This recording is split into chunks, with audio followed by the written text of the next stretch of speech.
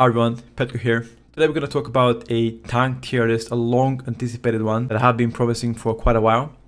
In this video, we are going to judge tanks based upon several factors.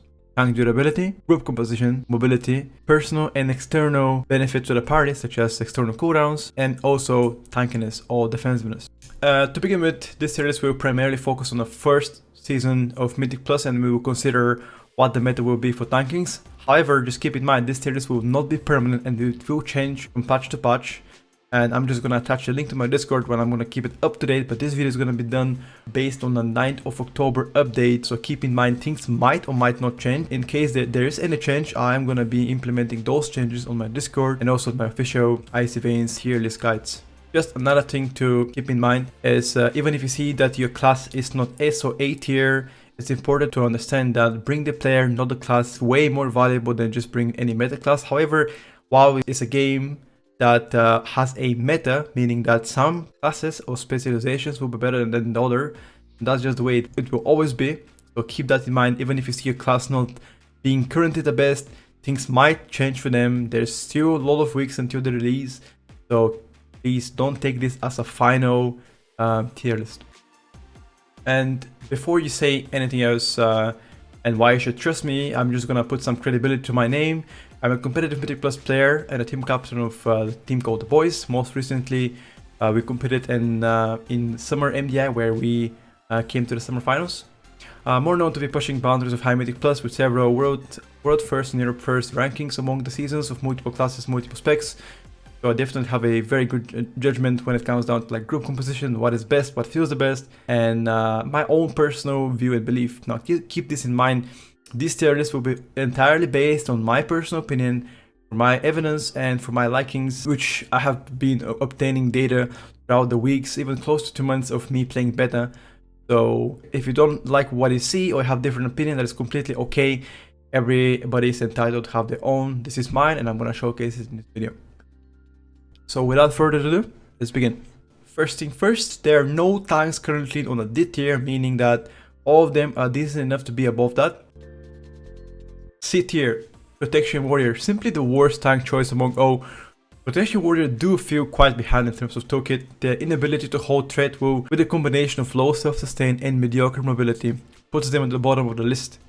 With the recent buffs to their armor, they are doing better than before, with the highlights of having rather strong physical damage mitigation, but they're very weak against magical damage outside of their spell reflect. The recent nerf to the legendary mass spell reflect do impact them negatively due to their inability to provide any group externals outside of their rallying cry, which can obviously sometimes save a teammate or just provide a more safety environment when it comes down to hard HPS encounters.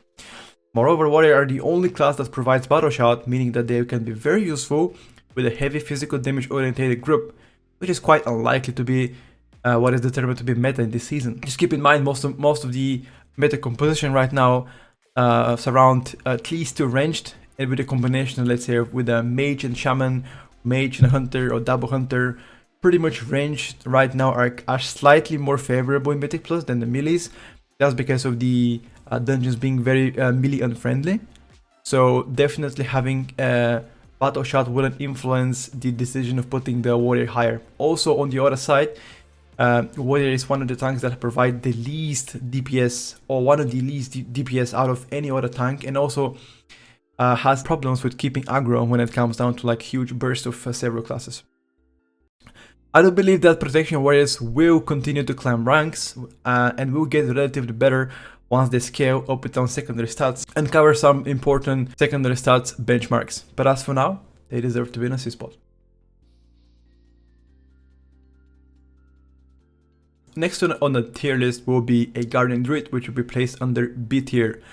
Guardian Druid did climb the ranks with the recent buffs and new talent and legendary added to them. Guardian Druid is a great and versatile tank that provides mediocre at most utility and Shadowlands Mythic Plus environment. Their self-sustain is also average, but their damage output is one of the weakest.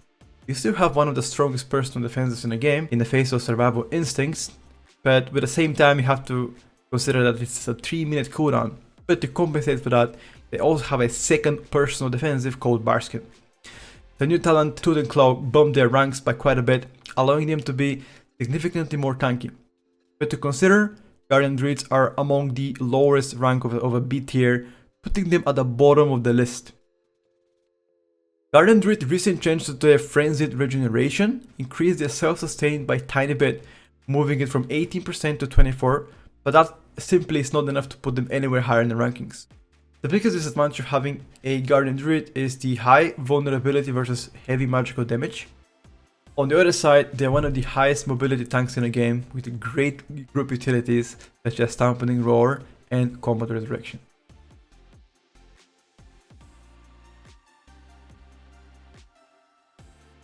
Next on the list is going to be Brewmaster Monk. The recent nerfs to Brewmaster Monks with the Celestial Brew and Purifying Brew made them fall off significantly behind the rest of the tanks. Brewmaster's core problem comes from the inability to provide enough damage output and vulnerability to heavy magical damage. Outside of this, the spec provides great group utilities such as Leg Sweep, Tiger's Lust, Ring of Peace, and Mystical Touch, which can actually further induce the heavy physical damage group composition. Like I said already in the video, it is highly unlikely to be the case. You're the king of the heavy physical damage mitigation, the best tank as for now to do so, because of the stagger.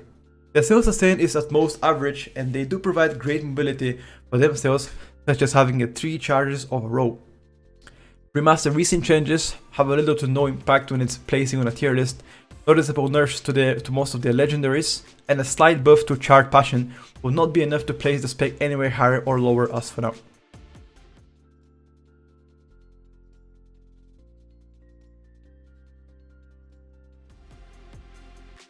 Next on the tier list is going to be Blood Death Knight. Blood Death Knight is a tank with the highest self-sustain in the game. The unique defensive toolkit makes them very useful versus heavy magical damage and slightly more vulnerable against physical damage. In addition, the spec provides Anti-Magic Zone, which is a very crucial ability when it comes down to dealing with heavy magical damage to the whole party. Furthermore, as you guys know, Prideful is the seasonal affix of Season 1 of Mythic Plus in Shadowlands, and Anti-Magic Zone makes it a great defensive towards the whole party, so they can survive further. Moreover, the spec is known for its ability to mass grip, uncapped amount of mobs, and a singular grip in the face of death grip. Furthermore, the spec do have also a Combat Resurrection, which is a valuable key element when it comes down to group composition. Blood Death Knight recent nerf to Death Dew played a significant impact in regards to the strength of the spec, bringing it from A tier to B tier. Blood Death Knight also received several ability tunings on the Bone Storm, Marrow Rend, Heart Strike, and Blood Boil. Slight roll numbers increase directly impact their overall damage output. The change makes Blood Death Knight top contender for the B tier rankings, but not enough to put them anywhere higher. Blood Death Knight's biggest disadvantage is being less mobile and very spiky when it comes down to healing. Furthermore, their overall damage output is not enough to put the spec anywhere higher right now than a B tier, but it's a solid contender and the best choice for a B tier.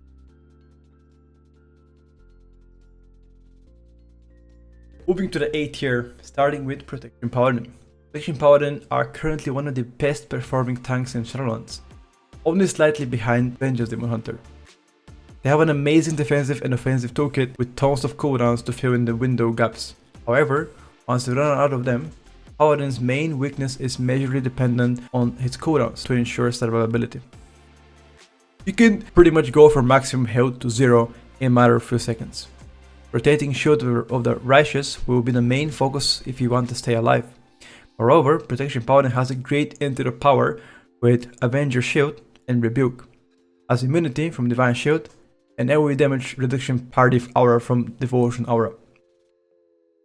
Overall, solid tank specialization with tons of unique class interactions, and can compensate a lot when it comes down to interrupts in a party. If there will be a range meta, most of the range kicks vary between 24 seconds to 40 seconds, and sometimes even 12 seconds in the face of Elemental Shaman, so definitely having a Protection Paladin can close the gap when it comes down to kicks and general mob control. Protection Paladin is the tank with one of the highest overalls, only slightly behind Vengeance Demon Hunter.